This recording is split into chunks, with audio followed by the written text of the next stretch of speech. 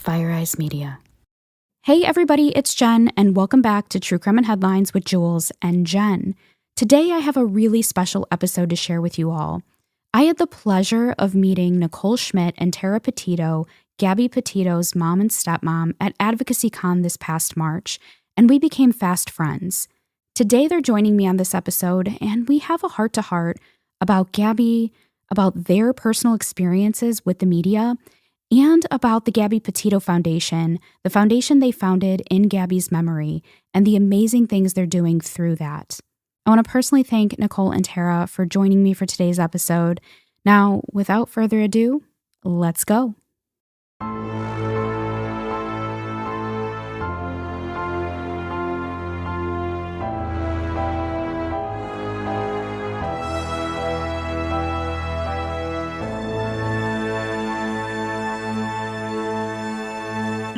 Well, thank you so much, Nikki and Tara, for joining me on this episode of True Crime and Headlines. I'm so excited to have you both. So today we're going to be talking a little bit about Gabby's story and the foundation and all of the work that Nikki and Tara have been doing with the foundation.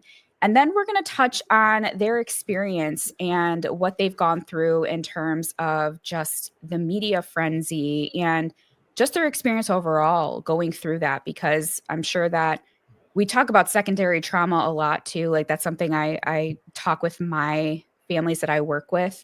And it's something that is a real thing. It's like dredging that up and having to go through that and relive it over and over again. And not to mention when you have a case or something in the media that just blows up, and managing that, maneuvering that. So welcome. Let's get started. I guess we could just jump right in. Yeah, Nikki and Tara, if you want to tell me and tell our listeners a little bit about you both, and then we can dive into Gabby's story. Sure. Well, I'm Nichole Schmidt. A lot of people know me by Nichole, but all my close friends call me Nikki. So I am Gabby's mom, and I'm also the president of Gabby Petito Foundation. And we're just advocates now at this point. We didn't plan our lives to go in this direction. However, we have a purpose. And our daughter's light is shining all over the world, and we want to continue her legacy by helping save lives through the foundation and the work that we do. And I'm hoping that, if it saves one, we're doing our job. And I hope it's a lot more than that. And we're excited to keep going and work together and collaborate with people all over the world to help change the world. Tara, you want to jump in? Of course. Jen, thank you so much for having us on. I'm Gabby's stepmom, bonus mom, I normally like to say, Tara Petito. I've been in Gabby's life since she was a year old, a little over a year, and I always felt that she was supposed to be in my life. I was supposed to be in her life. I always felt that we had this amazing connection. People would even say that she looked like me. A lot of times it was a running joke. So, but now I'm the treasurer of the Gabby Petito Foundation, and this is not something that obviously we plan to do and be a part of, but we've kind of got thrown into the mix of being advocates. I never really wanted to ever be in the public eye, but here we are, and I'm trying to do that for the better good. Because if we can save one life, that's one extra life saved. There's not a lot of resources out there. And Gabby kind of shined this bright light on this beast of domestic abuse. So here we are. Well, I admire both of you, because I can't imagine what you've had to go through just through this entire process. And I think what you're doing with the foundation is just so commendable. Like you said, even if it's just helping one person, although I'm sure it's been way more than one, it's worth it, right? It's worth everything that you're putting into it. So I appreciate you as a fellow advocate, as someone who advocates for families, and I appreciate what you do and the work that you do. I know it's not easy. I can't imagine what you go through, but it's, again, commendable, and you're so appreciated. Thank you. Thank you. You're so welcome. Well, I'm not gonna cry. I'm not gonna cry. I promised myself I wasn't gonna cry because I actually put mascara on today. So we'll see. We'll see what happens. you gotta have waterproof. Always waterproof. I know, and I don't. I never do it, and then I tell myself every time I'm gonna get the waterproof, and I don't. Because it's not. It's I am a expensive. crier, so waterproof is necessary. I need waterproof in my life. So we can go into talking a little bit about Gabby's story. Now, I did do an in-depth deep dive in Gabby's case that if to our listeners, you can go back and you can listen to all the details. We don't need to go through all the specifics, but if you want to just share a little bit about Gabby, who she was, and the amazing things that have come out of the foundation, that would be great. I'd love to hear about it. And I'm sure our listeners would too, from your perspective. Well, yeah, I mean, Gabby was this just free spirit. She loved art. She loved life. She wanted to live every single day to the fullest. And I wish that we could all say we do that. I mean, most people don't. So I did envy that a lot about her. Wish that I had, the energy that she had to do the things that she did. But I just was so proud of her when she got to that point where she felt like she was doing the thing that she loved so much. And she seemed really happy that she was doing it. I was excited for her, and I couldn't wait for that trip to end so I could see her again because I knew she was going to be gone for so long. And even though she lived in Florida, I just felt like she was so far away. But we talked almost every day, and she was just having such a great time. But after everything, I mean, it happened so quickly. I honestly look back, and it feels like it wasn't real. It was a time after her murder that I think we were all kind of detached. I'm sure Tara would agree. Like we had this period of like complete detachment, and through the grief, we had no idea what to do. I mean, there were days when I just would just lay in bed all day long. So even on the outside, I looked like I had it all together. I was having those moments, but we got through it together, the four of us. We started the foundation, and I think that we're rocking it. I mean, we're still doing. It's helped us through our grief a lot. I don't know, Tara, if you have stuff to add to that. Gabby, again, I was in her life since she was a year. She was always a presence. She was always this bright light. She always came in, and she took over. She would take over her room. Her laugh was just like resonated. Like I miss that. That's like the one thing that I miss the most is her laugh. She loved to go on adventures. We would go on vacation when she was younger, and me and her when we would get to the resort, me and her would go off on our own and kind of explore a little bit, because we were like, we gotta go check this out. We gotta, like our own little adventure within the adventure itself. She's also a daughter, so she could also be a royal pain and and drive us absolutely crazy. But she just was amazing. I actually posted something the other day where it's not just about her needing us. Sometimes we need them. They help our soul, and she definitely did that. She would help my soul all the time. Just being her, just being the amazing person she was a great big sister. She has 3 younger brothers and 2 younger sisters who she loved and adored. They never fought. I don't know about Nikki's kids, but her siblings on her dad's side, they never fought. Her last text message, Snap, sorry, they don't text, Snap, was a picture of her to Joey. That was her last known communication with anybody. And we have the hat that she was wearing, and we treasure that moment that he has that.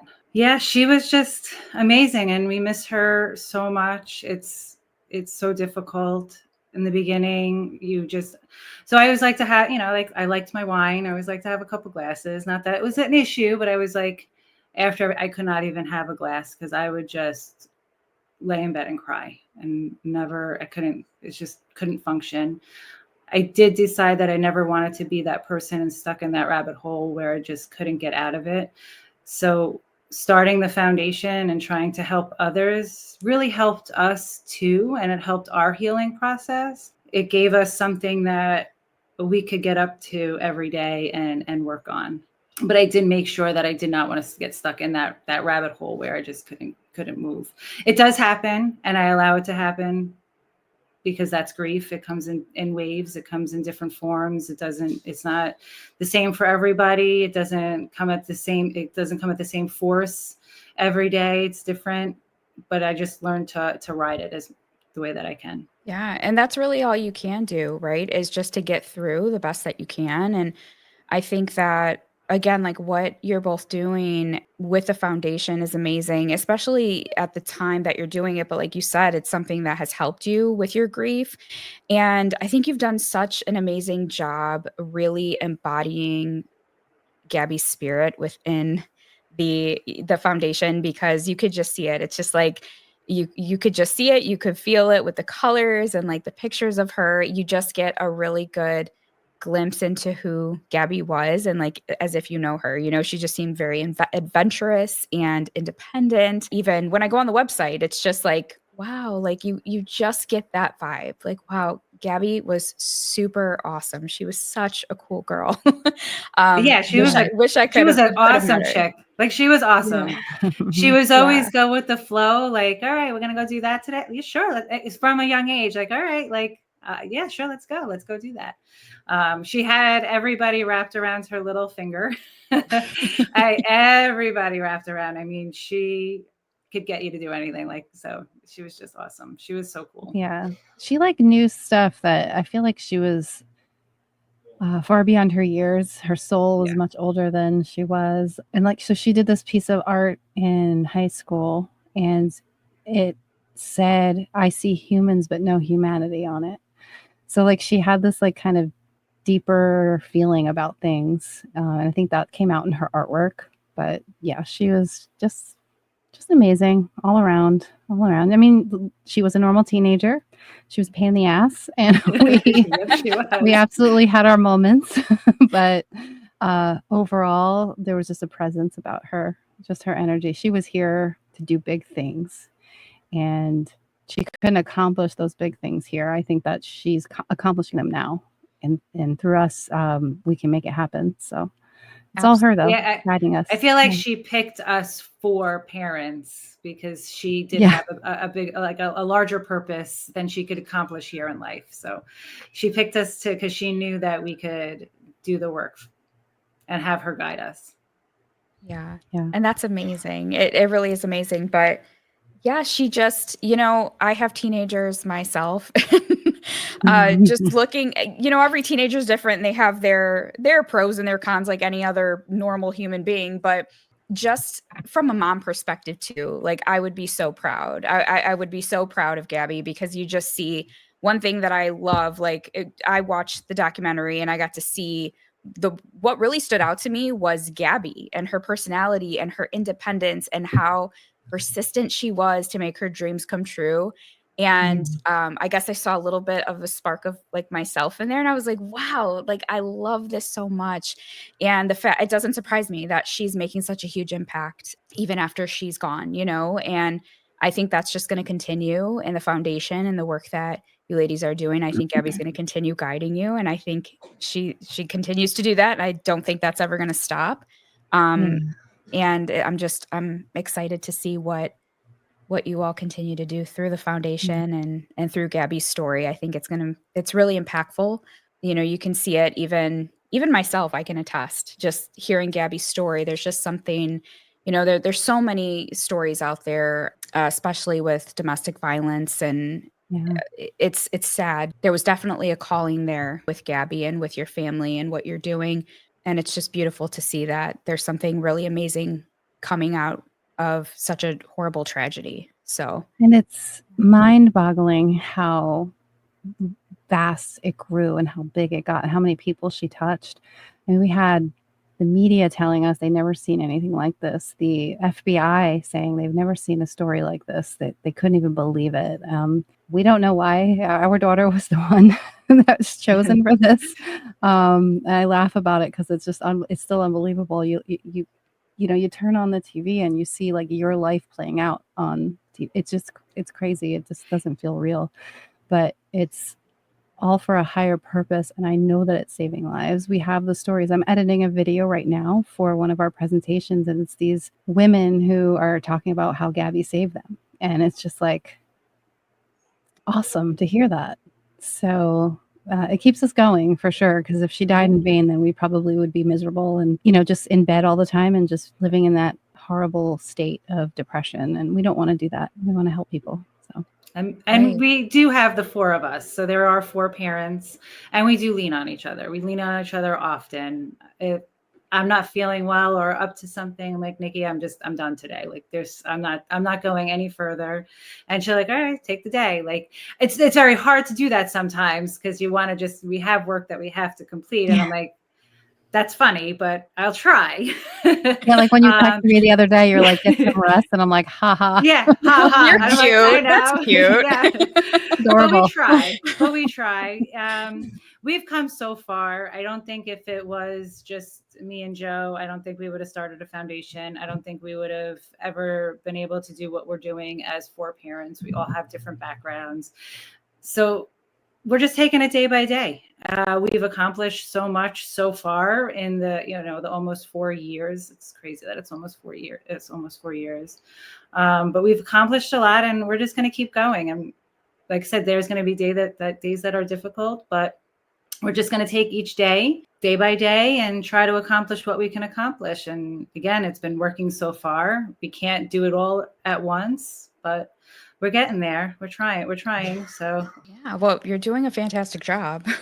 If that means anything, I think you're doing a fantastic job and getting out there. I mean, you ladies are traveling, and your hubbies too. I don't say hubbies, but I know it's the 4 of you, and all 4 of you are amazing. And even that dynamic is not super common, so it's really cool to see that you have such a close knit relationship, and that you all can lean on each other, and that you're going through this together. And I see that you both will travel, and then your husbands will travel and go to events. And that's just, it's so cool to see that it's a family effort, and that you're all working together for Gabby and for the cause and for the foundation. And I admire that. That's amazing. So, because again, it's just it's not a common theme. It's not a common dynamic that you see within families, especially in tragedies. It just doesn't happen that way often.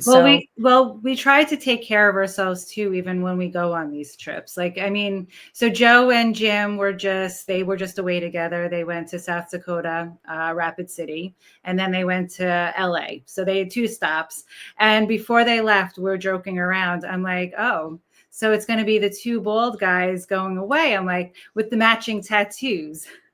And they're like, yeah, someone's going to ask about their matching tattoos. And I'm going to be like, yeah, they're our daughters.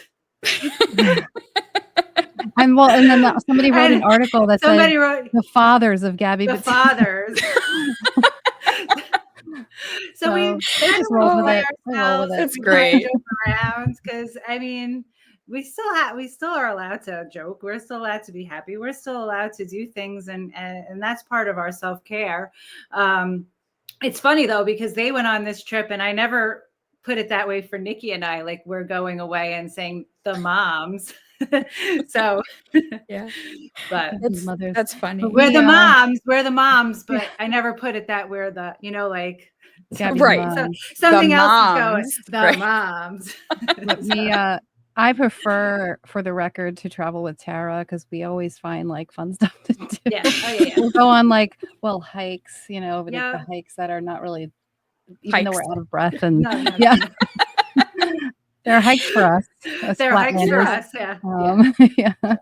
But we have a great time. We try to, because we do so many serious things. We're crying, and we're talking about all these serious things, and then we're like, wow, we're in another state. Like, what can we do while we're here? So we find that moment to kind of go and just be where we are. And it's something that we feel we were guided by Gabby to do, because obviously she wanted to see the whole country and probably the world eventually. So that's what we want to do. So one of my bucket lists is to visit every state in the country. Like, that is something. And then I eventually get out of the country and travel the world. But I do want to see every state. I would love that. So I'm like halfway there, maybe a little bit more than halfway there, but Gabby is guiding us, and you got to get us to different locations, Gabs. Can you work on that? I was thinking like Hawaii next, maybe. Yeah, I mean, I wouldn't mind sounds Alaska amazing. too. I'd like to go to Alaska or Yeah. Montana. She keeps telling us that we need to go to Montana. So, Oh, I have family in Montana, in Great Falls. Oh, My grandmother, my aunt's out there. It's beautiful. I hear good things. That's what I hear. So I want to get there.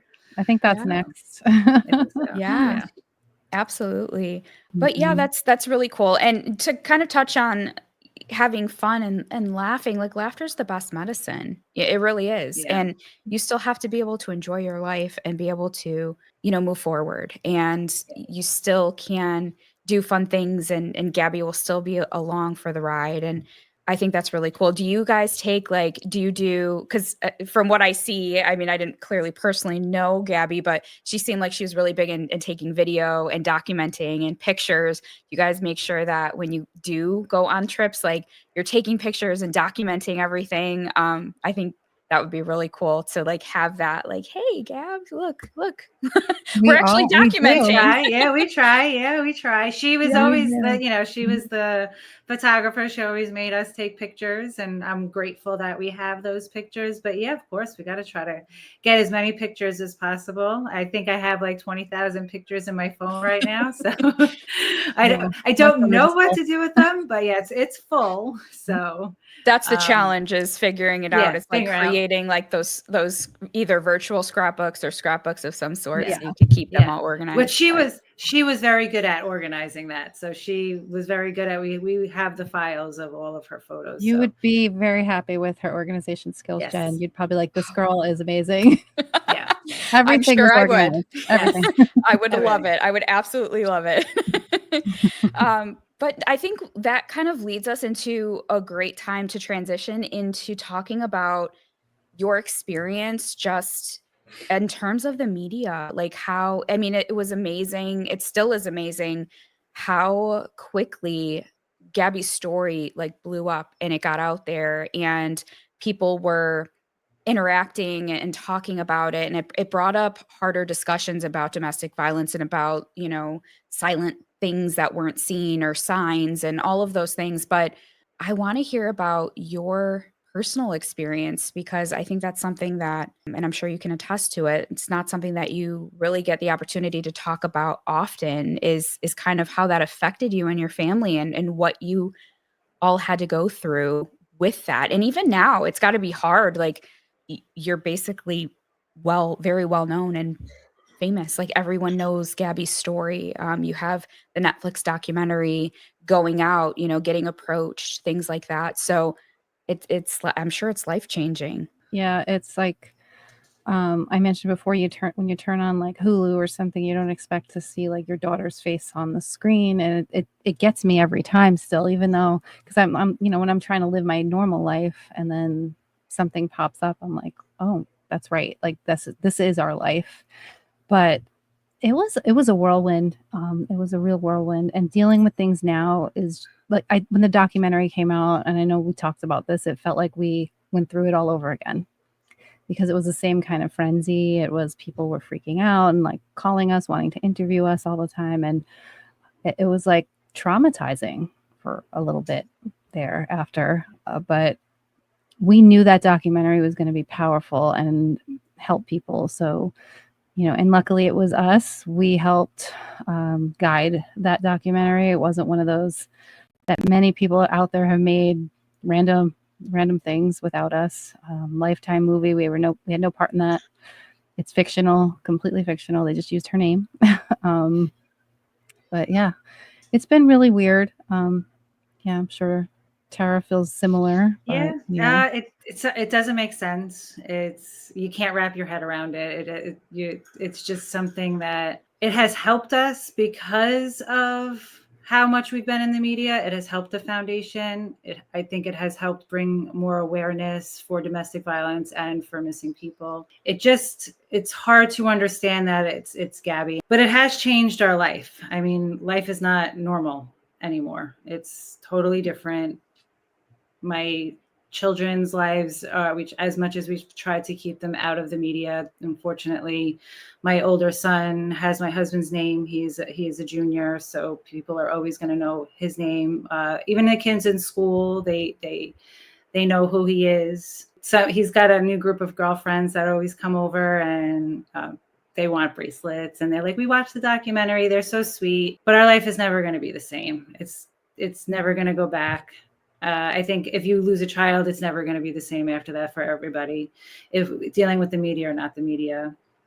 In the beginning, I think the media was, yes, they were pushy. They wanted the story. They wanted to talk to us, but people were also respectful a lot of times. I mean, yeah, you have the fake ones that put the story and just blast it out there, but the main people that would interview us were very respectful. We made some great friends within different news organizations, like Brian Etten. We love him. Then there's JB. We love him as well.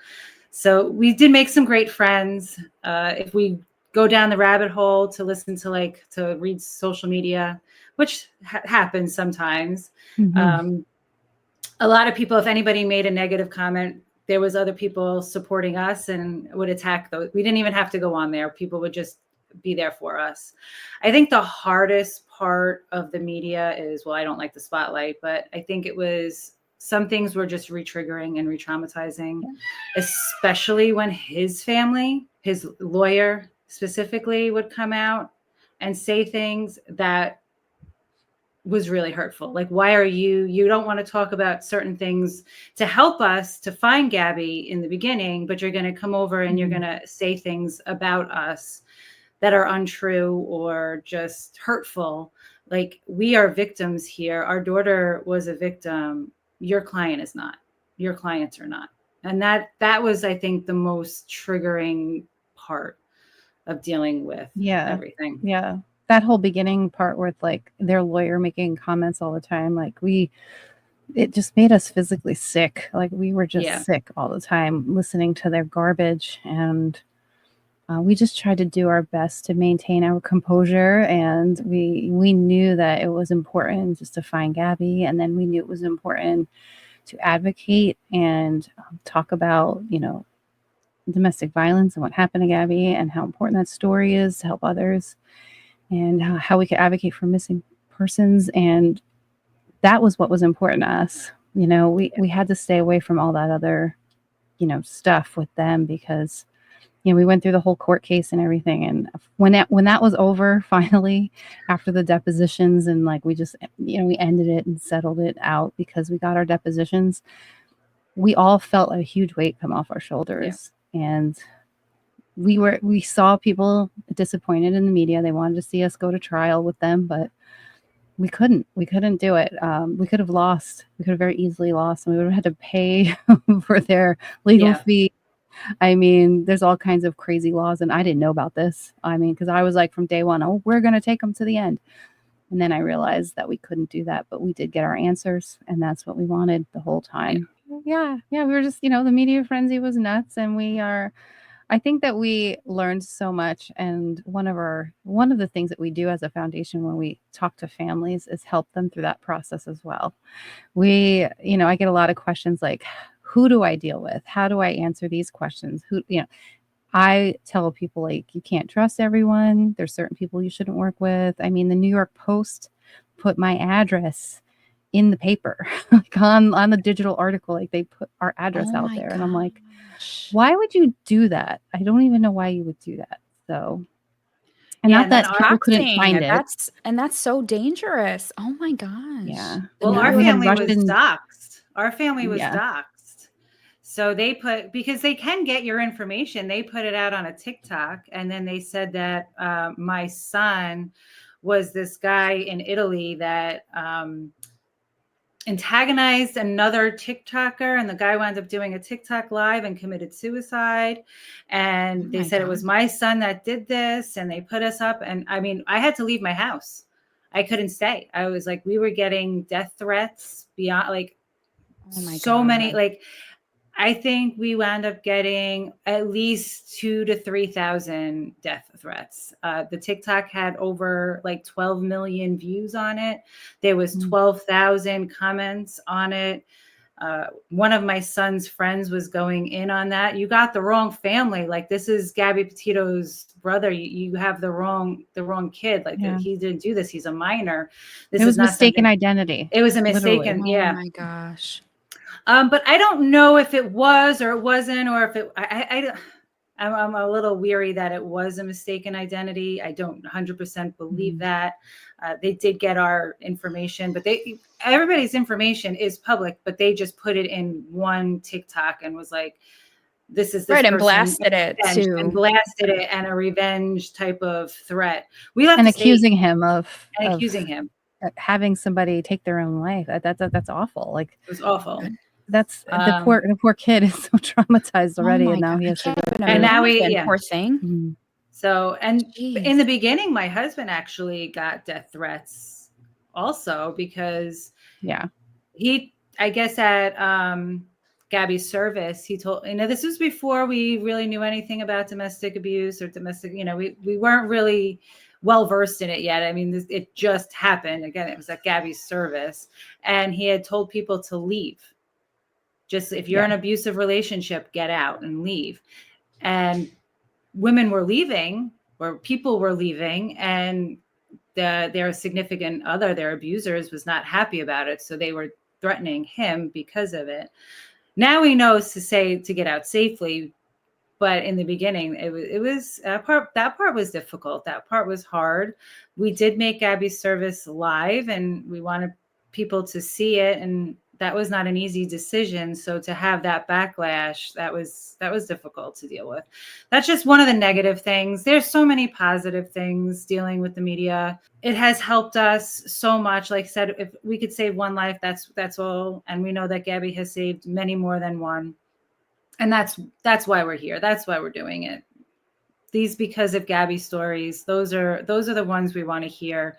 We want to know that Gabby's still up there, rocking it and guiding us. So that's the good part. Thank you for shedding light on some of the negative aspects too, because a lot of times people don't see that. They don't see what you've had to go through as well to get to this point, but you all stayed strong and you stayed together as a family and you got through it. And I think that speaks volumes. That says a lot too, that, okay, yeah, it was really tough and it really sucked that we had to go through that, but we're here and Gabby's making a difference. Her story's making a difference. It's touching people's lives. It's saving women's lives, men too, men go through it too. It's saving people's lives. And that's the most important thing. But I do think it's really important too, to shed light on your experiences, both negative and positive, with the media and with everything that you've gone through as a family, because it's not something that's seen. Everyone just sees what they see on the news or in some of these documentaries or in the Lifetime movie that has nothing to do with you guys.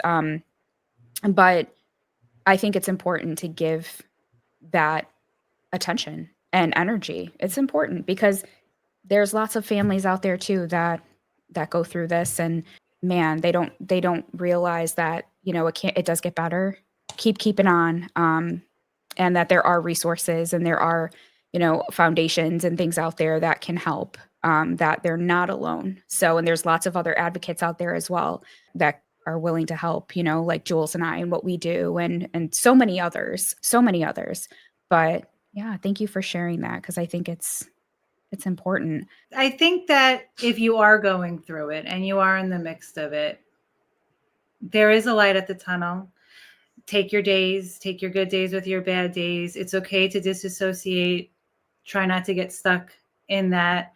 Try to be mindful. Try to be busy. Try to do what's best for you and just ride those waves. The rabbit holes are very easy to get stuck down, but try to be mindful to stay out of them as much as possible, because that's the hard part. Dealing with the media is great, because if your loved one goes missing, you need the media. Like, you want the media to try to help you to get their story out. So you want to utilize that as much as possible. And if you can't get the media's attention, try to start your own Facebook pages or you can reach out to us. We have a Facebook page that we put missing flyers up. There's also the Aware Foundation. So there are other resources out there. You just have to know who to go to. You have to be careful of the bad ones out there that might use your story just for their own personal gain. And then some of them actually go after it. I don't think we had that as much, but I know that there are stories that they do go after the victims' families, and that's not right. So that's what you got to be careful of. Yeah. Everything Tara said. And if you go to GabbyPetitoFoundation.org, you can go to the Find Help button, or you can go to the Alliance, and there's some resources under there. And one of the things we have on there is what to do if a loved one goes missing. There's kind of like a checklist. There's like a printable PDF checklist to go through. How to have a good relationship with law enforcement, how to have a good relationship with the media, how to talk to the media, what you should and shouldn't do and say when it comes to, I notice a lot of people will put their phone numbers out right on their public Facebook page, and they're looking for someone. And I'm like, I'll reach out to them and I'll just say, hey, just heads up, you may not want to put your personal phone number out there. I know you're desperate and you want to find some answers, but make sure you put like the tip line, if whatever police officer you're working with, let them take care of that. Or, make up an email or something, but don't put your phone number out there. So a lot of people do these things that they don't know. They don't know in the beginning. They think they're doing the right thing, but we were very lucky. We were guided in the beginning, and we kind of did everything mostly right. I think we made a few mistakes, but nothing really bad. So we like to help people get through those times. As far as domestic violence goes, safety planning is key. There's a lot of things also on our website, a lot of resources, and we just want people to know they're not alone. We can't personally talk to everybody. We can't personally help every person, but we know a lot of people, we know a lot of resources, and we can make connections. So, just yesterday I got a text from an advocate who was like, this is a missing persons advocate, and they reached out and they said, hey, there's this woman reached out to me. Her daughter needs help in another state. I said, I happen to know an advocate in that state. Let me ask her. And then I made this connection and got this girl hooked up with a detective that actually cares. And just getting people to the right resources. And sometimes we can help more on a more personal level that way. But there's always something. Just reach out. Just reach out. Mm-hmm. We might not be able to help you, but maybe we can guide you in the right direction. There's things that we just cannot do. Unfortunately, we can't really give legal advice, but maybe we'd be able to direct you in an area that you could get something. Going back to if your loved one does go missing, what we did, we focused on Gabby. We focused on just finding Gabby. I think that is an important thing. Focus on your loved one. If you start making accusatory statements and they're not true, they can actually come after you. So that is something that is really important. So just try to focus as much on your loved one as possible. Thankfully, we had Super Rick, who is an attorney who did help us. It was a family friend of Nikki's. So thankfully, we had him to help guide us and was like, no, you need to just focus on Gabby because you don't want. He put the mute button on all of us. Yeah, because if Brian didn't, if it wasn't Brian, and now we know that it was.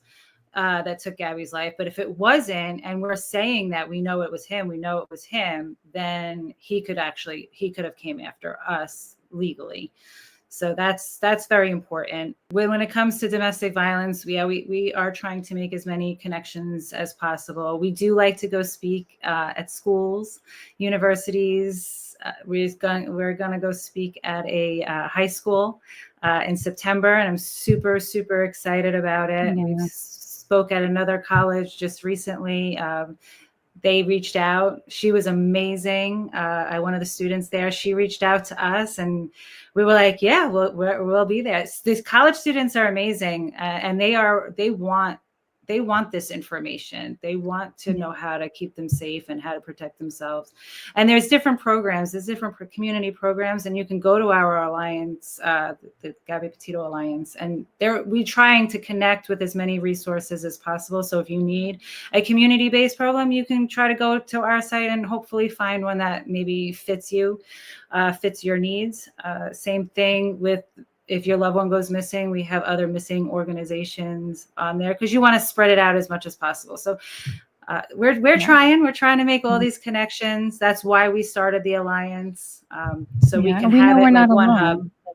Yeah. We can't reinvent the wheel, and we're not experts in anything. We've learned a lot, but we are certainly not experts. But, organizations like One Love and then the Expect Respect program out of Texas, and there's just the Aware Foundation from, there's all these amazing organizations out there that have already been doing things for so long. Like, we just want to be partners with them. Like, we're all working it together for the greater good. I make phone calls every time. I'm like, I don't know what to do in this situation. I know who I can call for this. And it's great to have that, to have allies out there. We can't all live in our silos and think that we can change the world on our own. So collaborative efforts, communities need to come together and work together for the greater good. If there's a missing person in your community, even if it's not your loved one, think about how you can help that family. Go to their vigils, share their flyers, sign their petitions.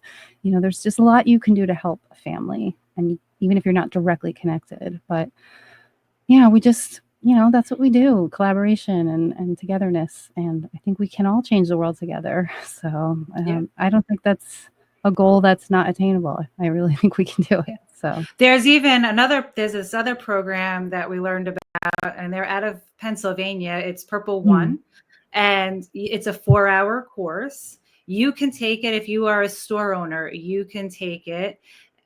It's really like it's a bystander program. So a lot of times, if you are being abused, your abuser might only allow you to go to one store. And how do you get resources if you're only allowed to go to this one store or two stores? Now, if you go to this one store, they might have an advocate. It's not an advocate, but it's an advocate for an advocate. So they might be able to connect you to resources. So if you take this program and reach out to the DV organization in your community, you guys can work together where you're just a bystander and you're like, well, I can help you. It's a 4-hour program. They can take it and then try to help people in their community that way. So there's other different ways that you can help. You don't have to be an advocate. I mean, I'm not going to be a police officer. I'm not going to law school. So there's other ways that you can try to help and bring people together and bring the resources to the victim. And we actually partner with them, and we're trying to make Purple One a national thing for communities because anybody can take it. Anybody can be a good bystander and know what to do in a situation. If they're seeing, like, for example, the guy that called 911 when Gabby and Brian were fighting, he did the right thing. He called 911. He gave all the right information. Some people might want to intervene, and there's scenarios on how, if you do think it's safe to intervene, how you should do that, what you should say. So it's really a great program, and it's also great for people who own businesses, so they can become a purple dot business. So a victim knows, I can go in here and I can get connected to services by somebody in this business. It's really, really cool program. So that's on our website as well. You can go check that out. It links right to their purple1.org website. And there's just so many good programs out there, and we're just going to try and collect them all and put them in one place on our website so people can find these resources through us, because they do come for Gabby and they might need help, so they can find them there. So actually, this wasn't our idea to do this. We had a tech company that came, and then they came to us, and they came to this with this idea, and they helped us. Loop Solutions, they are amazing. They've also, the CEO has had her unfortunate run-in with domestic violence, so it is personal to her. She helped design our website. That's like when you see all of Gabby, she helped do that. So they came to us. They were like, we have this amazing idea, because Gabby has brought people together. People do come to our site looking for something. So It's, again, it was their idea. They're amazing. So they helped us build our website, and awesome. And it's still being worked on and added to. So if people come there and they're not finding exactly the information yet that they're looking for, it will be added at some point. We are adding more and more. We have our own programs we're adding. My husband started a program for first responders. It's called Unseen Advocates. It's for, 911 operators, EMTs, firefighters, paramedics, all the police officers, all the first responders that could use this extra training. And we feel like they have an opportunity to be an advocate out on the street, and somebody that a survivor might be willing to talk to because they're in the back of an ambulance and they finally have some privacy. So they might want to reveal some things. So training them on trauma-informed, how to connect them to services. So that's another big program of ours that we're really excited about. And he's already started doing it, and it's getting a lot of good feedback. So yeah, we're busy. We're very busy. That's exciting, though. That's amazing that it's even expanding into other programs. That's so cool. I love that. I wanted to give you both the opportunity to share some exciting news. I know you have one really big, exciting secret that you've been keeping. So I'd love to give you the opportunity to talk about that. And that is, drum roll. So we are writing a book. We have a book deal. So it should come out in about, I guess, a little over a year, maybe this time next year. It depends on certain things, but be on the lookout. It's all for parents. We all dealt with the same situation, the same thing, and we all had a different experience with our trauma, our grief. And even dealing with the media, each and every one of us had something different. So yeah, we're excited. I feel like it's going to be really cathartic. It's going to get a lot of stuff out that maybe that we couldn't fit into the documentary. So yeah. They couldn't fit all of us. It couldn't fit us all in there. So it gives us all a voice equally. So we're super excited. I think it's going to be an amazing experience for us to each have our own voice. We all experience something different through the process. Also, going back to raising Gabby, who are we as individuals? How did we raise Gabby together? How, this is the whole like kind of like life story, and then how we went through what we went through and came together and formed the foundation and are still working together. I mean, hopefully by February of next year, it's ready. It might be a little bit more than that, but we're excited. And I know it's gonna be a lot of work, and it's probably gonna be like blood, sweat, and tears, but we will do it until we feel that it's ready and right. And I am manifesting now that we're gonna have a New York Times bestseller. So let's do it. Yes. We're coming into agreement right now. It's gonna happen. It's gonna happen. So we're putting it out there. It's gonna happen. Thank you.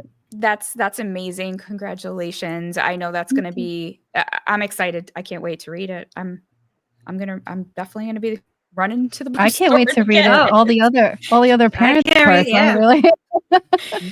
Well, and I love that it's going to be from each of your perspectives, because that's so important, because you all are different people and you had your own experiences. And I just love how it's where you guys came to where you are now. It's such an incredible story. It really is. And it's your story.